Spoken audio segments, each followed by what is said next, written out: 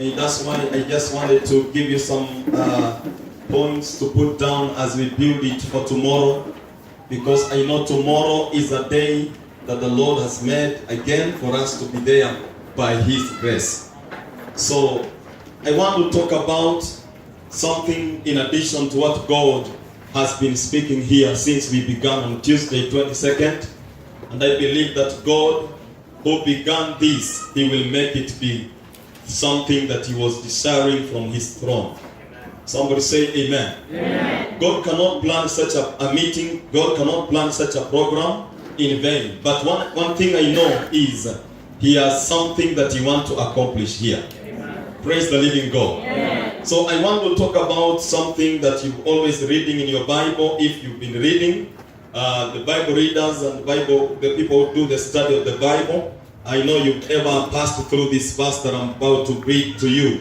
But God has given me 5 points that is going to awaken all of us to understand that verse in a different dimension, so that we may understand the pain we are going through in our lives. God knows everything that you are going through. Somebody say amen. Amen. Praise the living God. Amen. He has been revealing to me a series of things from yesterday, and I have been praying over these, and He told me, go and speak to my children. It is very important when God calls you my child, because it is only children that can receive an inheritance from the Father. So I see children of God sitting here, and because you are the child of the living God, I am here to assure you that inheritance of the Father is your portion. And God cannot bless a stranger. Tell your neighbor, God cannot bless a stranger. You cannot be blessed as a stranger in the presence of God. You know, some of us, we appear in the presence of God as strangers. But there is something that you need to understand. For you to qualify to become a child of God, you must change the blood. Touch your neighbor, tell your neighbor, you must change the blood. You need to have the blood of Jesus. And that's why the Bible says that Jesus came to His own, but His own did not receive Him. And those who did not receive Jesus, they missed an inheritance. But the Bible says that to them that received Him, He gave them the right.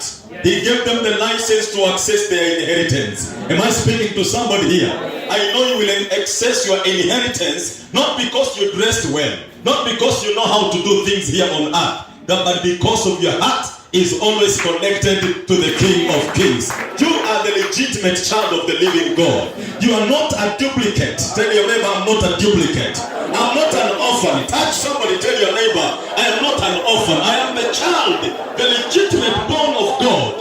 I am called by God. I've been authorized by God. I've been sanctified by God. I've been redeemed by God. And therefore, I have one thing to speak before you. Though you might be going through pain, but one thing you need to understand, it is good to go through pain, but don't lose your sonship. Am I speaking to somebody here?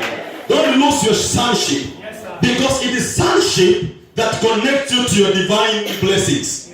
Amen? Amen. Praise the living God. Inua mkono kidogo kwa Yesu jamani. Ni ile kuzaliwa DNA. Guza mtu mwambie DNA. Guza mtu mwambie your DNA must be the same DNA in Christ Jesus. If you differ in the DNA, therefore you cannot receive something from the kingdom of God. And I pray from today, the Bible says that those who received Him, He gave them the right to become the children of the kingdom. And because you are the children of the kingdom, may the Lord begin to prepare the place for you. May He begin to prepare your inheritance in the mighty name of Jesus. Somebody shout amen. Now there are 3 people that I want to talk about here. Praise God. I want to talk about 3 people. The reason why they survived in the wave of pain, and the reason why they could live tomorrow. Touch your neighbor, tell your neighbor, that living tomorrow is not a guarantee for you. It is grace of God. It is grace. I'm assuring you this. You cannot say that tomorrow I'm going to plan ABCD. Kesho yako haitaonekana wenda tuko hapa leo, lakini siku ambayo tuko nayo ni leo. Na kwa sababu ya kesho yetu tutaipokea tukiwa ndani ya utukufu wake Kristo Yesu. Somebody say amen. Tukiwa ndani ya Kristo Yesu, basi ile kesho tunayoitarajia tutaipokea. Na hawa watu watatu hawa ambao nataka niwazungumzie, kuna mambo yaliyowafanya wafaulu kufika kesho yao. Licha maadui wao walitamani sana waangamie wasiione kesho. Nataka nikutangazie siku ya leo, licha adui anasema hapana kwa kesho yako, lakini wewe usiangalie hapana ya adui, lakini angalia vile Mungu anavyozungumza kuhusu maisha yako.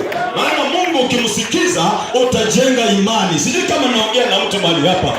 Ukisikiza vitina vya wanadamu utapoteza imani. Na ndio maana watu hao watatu walijua ni wapi pa kusikiza. Salimia jirani yako, mwambie kama unasikiza kila kitu utapotea bwana. Usisikiza kila kitu watu walisema. Watu walisema, sikiza Mungu anasema nini. What is God having in his mind concerning your life? Amen? Somebody say amen.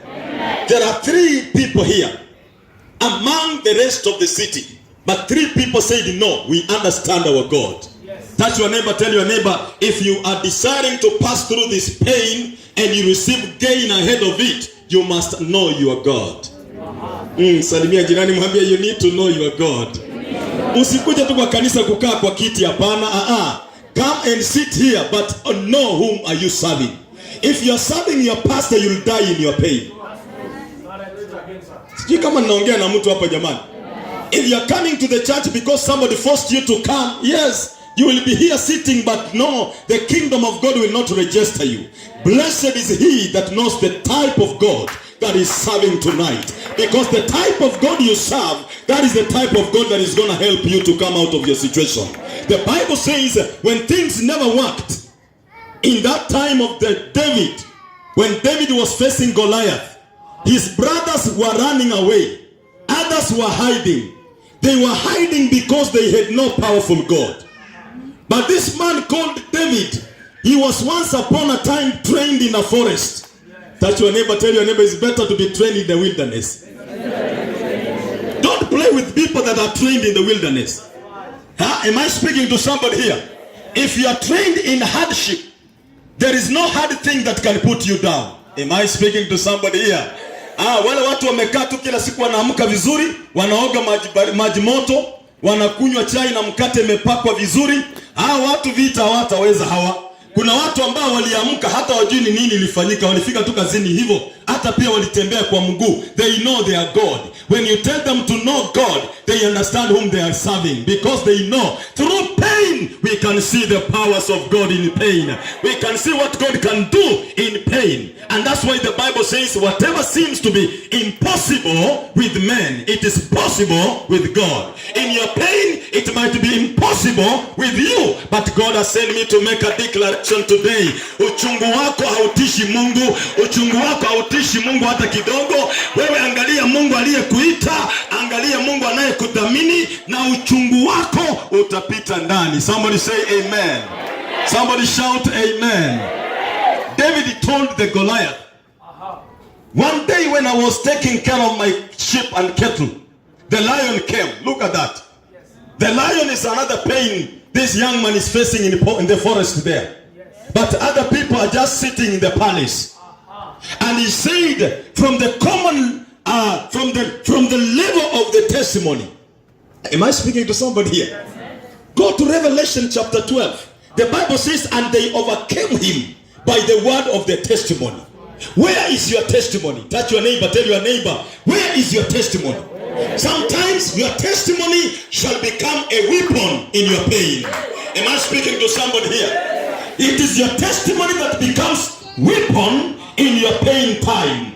Because if you don't have any testimony, am I speaking to somebody here? If you don't have testimony, therefore you are losing something special that can make you stand strong during the time of pain. David said, God who enabled me, God who enabled me to remove the lamp from the mouth, not from the clock, not from anywhere else, but from the very mouth of the lion.